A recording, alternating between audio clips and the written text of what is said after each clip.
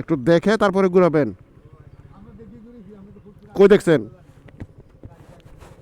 ভিডিওগুলোতে আহামরি এরকম বিষয় না থাকলেও আমি চেষ্টা করি আমার জীবনের অভিজ্ঞতা আপনাদের সাথে শেয়ার করতে। প্রতিদিনকার ঘটে যাওয়া বিভিন্ন ঘটনা আপনাদের সাথে শেয়ার করার চেষ্টা করি।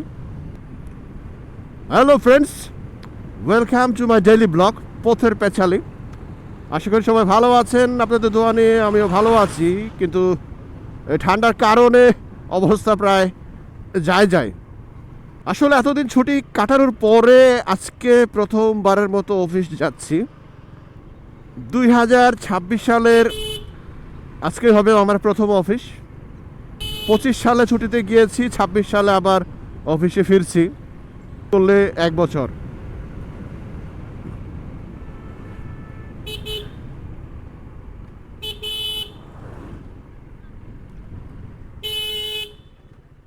একটু দেখে তারপরে ঘুরাবেন। কই দেখছেন? আপনি দেখছেন একবারও ঘুরানোর আগে? কই দেখছেন?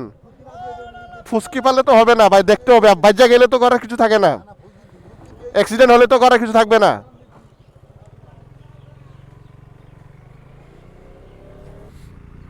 মানে এই অটোওয়ালাদের জ্বালায়, মানে তারা কখনো ডানে বামে ঘাড় ঘুরাবে না, তাদের অটোটাকে ঘুরাবে। মানে কোথাও লেগে গেলে তখন সবাই বলবে, পথ ছেড়ে যারা আছে, ভাই গরিব মানুষ ছেড়ে দেন, এই সেই ভং ভাং। কিন্তু যখন দুর্ঘটনা ঘটে যায়, বাইকের অবস্থা খারাপ হয় ঠিক আছে, কিন্তু কখনো কখনো যখন শরীরে আঘাত লাগে ভাই, তখন তো মানে মনটা চায় কি করতে। যাক, মূল কথায় ফিরে আসি।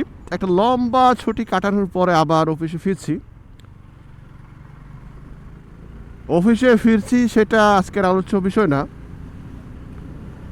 আলোচ্য বিষয়টা হলো যে আপনাদের সাথে একটু হাই হ্যালো করা বছরের শুরুতে। 2026 সালে এটাই মনে হয় আমার পথের পাঁচালীর প্রথম ভিডিও। আপনাদের সবাইকে তাই নতুন বছরের শুভেচ্ছা জানাই। আর বছরের শুরুতেই আপনাদের কাছে অনুরোধ রাখি, যারা আমার ভিডিও দেখেন, আপনারা ভালো লাগে কি লাগে না আমি জানি না, কিন্তু না লাগলেও ভাই একটা সাবস্ক্রাইব করে দিবেন, কারণ ইউটিউব চ্যানেলে সাবস্ক্রাইবার পাওয়াটা খুব টাফ। আর আমরা যারা এরকম ছোট ছোট ব্লগার আছি, আমি নিজেকে ব্লগার বলবো না, মানে ডেইলি লাইফে যা হয় এটা আমি আপনাদের সাথে শেয়ার করতে পছন্দ করি, ভালোবাসি। আপনারা হয়তো অবসর সময়ে টুকটাক এই বিষয়গুলো দেখেন। ভিডিওগুলোতে আহামরি এরকম বিষয় না থাকলেও আমি চেষ্টা করি আমার জীবনের অভিজ্ঞতা আপনাদের সাথে শেয়ার করতে। প্রতিদিনকার ঘটে যাওয়া বিভিন্ন ঘটনা আপনাদের সাথে শেয়ার করার চেষ্টা করি। যেমন ভিডিওতে কিছুক্ষণ আগে দেখলেন যে হঠাৎ করে একটা অটো চলে আসলো, মানে কথা নেই বার্তা নেই। সেক্ষেত্রে আপনি অটোওয়ালাদের, রিক্সাওয়ালাদের কতটুকু সচেতন করতে পারবেন সেটা আমি জানি না, তবু আমরা চেষ্টা করি তাদেরকে কিছু বলার জন্যে। অনেক সময় মেজাজ খারাপ করে, অনেক সময় বলি, মাথা গরম করে বলি, আবার অনেক সময় বুঝিয়েও বলি।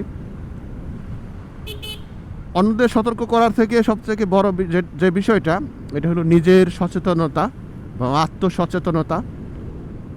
আমরা যারা বাইকার আছি, আমাদের এই বাইকটা খুবই শখের, খুবই ভালোবাসার, পাশাপাশি জীবনটাও অনেক ভালোবাসার। এই জীবনটা শুধু আপনার না, এই জীবনের অংশীদার অনেকেই। আমার বাবা মা, ভাই বোন, আত্মীয় স্বজন, ছেলে মেয়ে, স্বামী স্ত্রী। সুতরাং এই জীবনটাকে দেখভাল করার দায়িত্ব কিন্তু আপনার। R15-এ 3 জন, ফ্যামিলি সহ।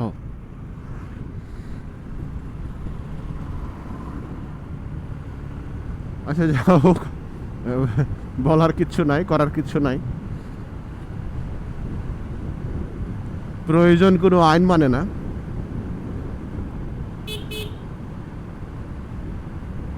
আর যেটা বলতে চাচ্ছি যে রাস্তায় চলতে গেলে আসলে আপনাকেই সচেতন থাকতে হবে, কারণ আমাদের এই বাইকের আমাদের কাছে আমাদের বাইকের যেরকম ভালোবাসা রয়েছে, মূল্য রয়েছে, আমাদের জীবনের উপরও অনেকেই, আমাদের পরিবারে যারা আছেন তাদের অনেকেরই ভালোবাসা আছে।